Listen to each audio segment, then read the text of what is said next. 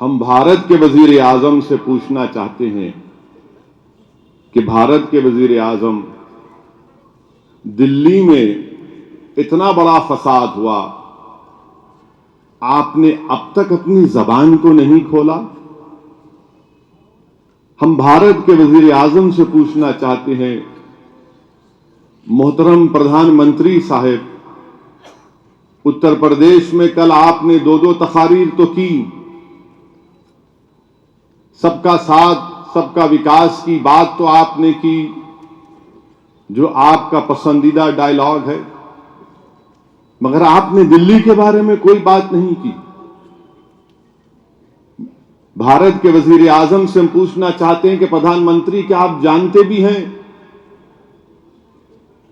कि आपके घर से ज्यादा दूर के फासले पर नहीं, बहुत नजदीक, जिस घर में आप रहते हैं, जिस घर में आप रहते हैं वो आपका जाती घर नहीं है, वो भारत की जनता का घर है। उस घर से आधा घंटे के 20 मिनट के फासले पर फसाद होता है, जिसमें अब तक 40 से ज्यादा बल्कि 42 लोगों की हलाकत हुई है, मारे गए हैं।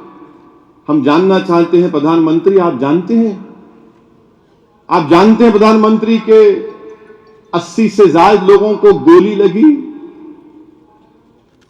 प्रधानमंत्री वजीर आजम, क्या आप जानते हैं कि 4 मस्जिदों को जला दिया गया?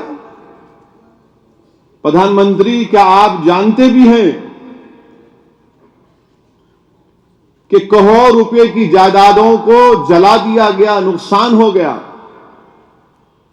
हम भारत के वजीर आजम से पूछना चाहते हैं कि क्या आप जानते भी हैं कि एक आईबी का ऑफिसर जिसका नाम अंकित शर्मा है, उसको मार दिया गया,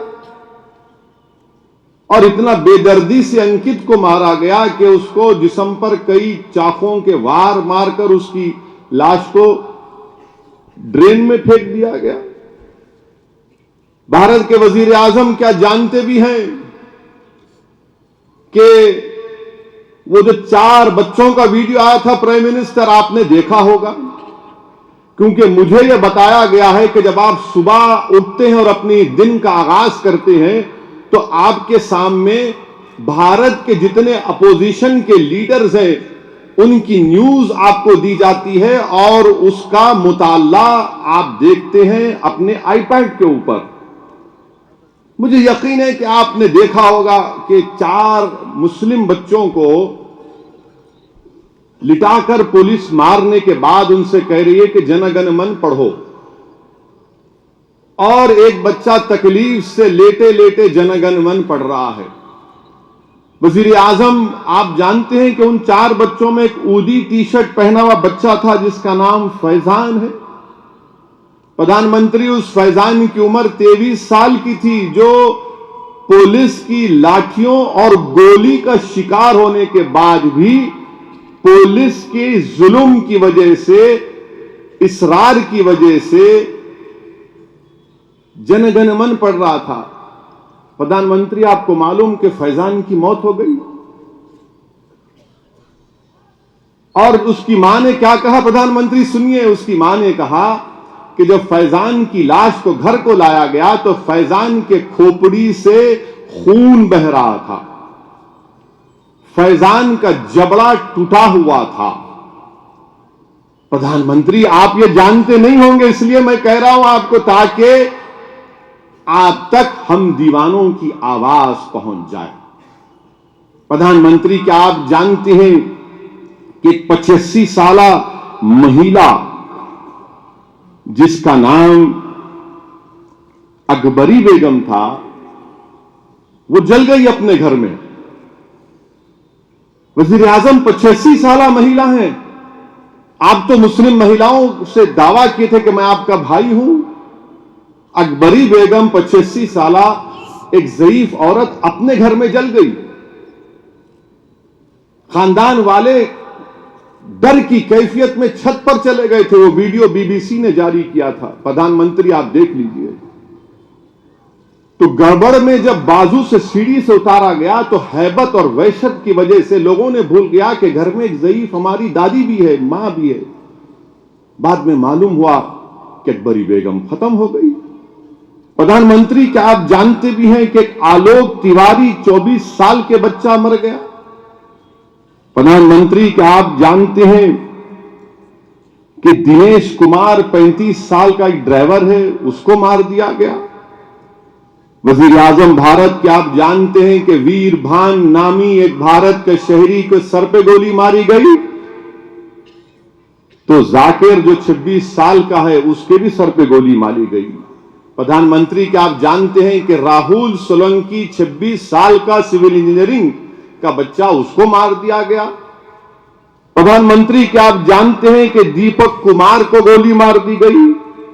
प्रधानमंत्री, क्या आप जानते हैं कि राहुल ठाकुर 23 साल का था, वो भी मार दिया गया? प्रधानमंत्री, क्या आप जानते हैं कि सुलेमान जो लोहारा था, वेल्डिंग का काम करता था, उसको मार दिया गया, उसकी दुकान जला दी गई? प्रधानमंत्री, क्या आप जानते हैं कि मोहम्मद शाबान 22 साल का वेल्डर था, उसको मार दिया गया? रतन लाल पुलिस कांस्टेबल थे प्रधानमंत्री, उनको मार दिया गया? अनवर 58 इयर्स के, उनको जिंदा जला दिया गया? अमीन एक 17 साल का बच्चा, उसको मार दिया गया? प्रधानमंत्री, क्या आप जानते हैं कि मुदस्सिर खान एक भाई का हाशिम का सर, दूसरी तरफ 17 साल के आमिर का सर, उसका जनाजा उठाया गया? प्रधानमंत्री, क्या आप जानते हैं कि मुशर्रफ को गोली मारकर ड्रेन में फेंक दिया गया? मोहनिस को मार दिया गया? प्रधानमंत्री, क्या आप जानते भी हैं कि आपने तस्वीर देखी होगी प्रधानमंत्री, मुदस्सिर खान के बेटे की, जो अपनी बाप की लाश के बाजू खड़े होकर रो रहा है? प्रधानमंत्री, मुझे तो नींद नहीं आई जब से मैंने मुदस्सिर और अंकित की मां का इंटरव्यू सुना, मुझे अब तक रातों में नींद नहीं आती। प्रधानमंत्री, आपको आती होगी तो हमको भी बताइए, कैसे सोना अब हम? बताओ प्रधानमंत्री, हम कैसे सोएं, कैसे सुकून लें? क्योंकि मुझे मुदस्सिर के बेटे की अपने बाप के लाश के सामने खड़े होकर रोते हुए देख वो तस्वीर मुझे अपने औलाद की याद दिलाती है। अंकित की मां का इंटरव्यू में कहना, वो आईबी का ऑफिसर अंकित शर्मा, कि मेरा बेटा काम को जाकर फोन करता था कि अम्मा तूने दवा ली नहीं ली। वो इतनी अपनी मां से मोहब्बत करता था अंकित शर्मा कि अपनी मां से पूछता था, बता मां, पिताजी को पैसे दूं या ना दूं? प्रधानमंत्री, क्या आप जानते हैं कि एक बीएसएफ का ऑफिसर था जो 3 साल जम्मू में, जिसने 3 साल जम्मू में खिदमत की, बीएसएफ का ऑफिसर, वहां पर पाकिस्तान से आए हुए दहशतगर्दों से मुकाबला करता था। वो, उसका नाम है मोहम्मद अनीस। उसके घर पर लिखा हुआ था प्रधानमंत्री कि मैं बीएसएफ का कांस्टेबल हूं। तो जालिमों ने घर में घुसकर मोहम्मद अनीस के घर को जला दिया। प्रधानमंत्री, क्या आप जानते हैं कि मोहम्मद अनीस के घर वालों ने कहा कि हम इंस्टॉलमेंट में ज्वेलरी खरीदते थे ताकि अनीस की शादी कराएंगे और उसकी एक कजन की शादी कराएंगे। उनकी 5 लाख की ज्वेलरी जल गई, 10 लाख जल गए। प्रधानमंत्री, आपकी जानकारी के लिए कह रहा हूं, आपको शायद नहीं मालूम होगा, इसलिए कह रहा हूं क्योंकि अब तक आपने कुछ नहीं कहा। हम तो उम्मीद कर रहे थे कि आप भारत के वजीर आजम हैं, दस्तूरी अखलाकी जिम्मेदारी आप पर है, आप कुछ तो बोलेंगे, कुछ तो बोलेंगे आप, क्योंकि मरने वाले प्रधानमंत्री ये पूरे भारत के हैं, ये कोई दूसरे मुल्क के नहीं है, ये भारत के शहरी हैं। इसमें हिंदू भी हैं, मुसलमान भी हैं। कुछ तो बोलो प्रधानमंत्री, खामोशी को तोड़ो। प्रधानमंत्री, मैं आपको दावत दे रहा हूं कि आप जानते हैं कि राम कुमार पासवान का 15 साल का बेटा नितिन 9th क्लास का था, वो मर गया, उसको मार दिया गया। प्रधानमंत्री, क्या आप इतनी हिम्मत करके शिव विहार को जा सकते हैं? प्रधानमंत्री, आप, हम भारत के वजीर आजम से ये रिक्वेस्ट कर रहे हैं कि कभी चले जाइए ना शिव विहार को, जाकर देखिए शिव विहार में क्या हो रहा है। प्रधानमंत्री, क्या आपको मालूम कि इन फसादात में मुसलमानों ने जो मिक्स लोकेलिटी में रहते थे, उन्होंने अपना घर बार छोड़कर चले गए। प्रधानमंत्री, क्या आप उनको वापस लाकर उस मोहल्ले में रखेंगे?